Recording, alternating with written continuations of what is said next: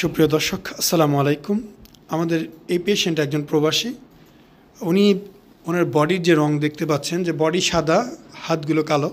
আসলে গাইনোকমাসিয়া হওয়ার কারণে উনি কখনোই খালি গায়ে হয় না, বের হয় না, সবসময় জামা গায়ে দিয়ে রাখে। সেই কারণেই মূলত এরকম হওয়া।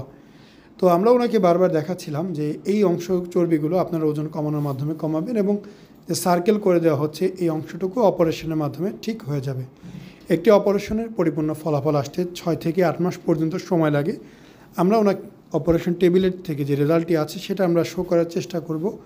কোনোভাবেই এটি একটি চূড়ান্ত ফলাফল নয়, এটি জাস্ট একটা ইনিশিয়াল ইমপ্রেশন, ফার্স্ট ইমপ্রেশন যেটাকে বলা হয়, যে কেমন হইলো দেখেন আপনারা।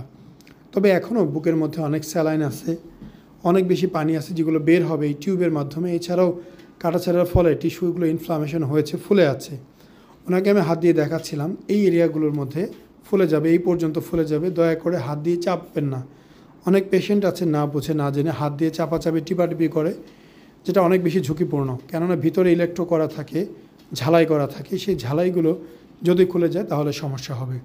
অপারেশন করে 2 দিন ঢাকা শহরের বাইরে না যাওয়া উচিত, ঢাকাতে থেকে রেস্ট করে তারপরে যাওয়া উচিত।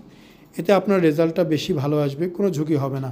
7 দিন 8 দিন যদি একটু হোম রেস্ট করা যায় আরও বেশি ভালো, সেলাইটা শুকিয়ে যায়, দেখতে ভালো লাগে।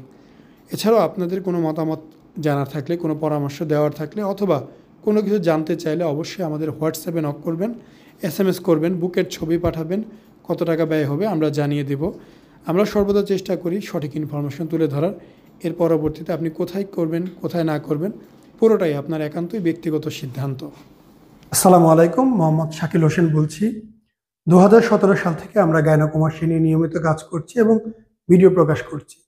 এই চ্যানেলে যারা নতুন এসেছেন, আপনাদের কাছে অনুরোধ থাকবে আমাদের এই চ্যানেলটি আপনারা ভালোবাসা দিবেন এবং সাবস্ক্রাইব করবেন।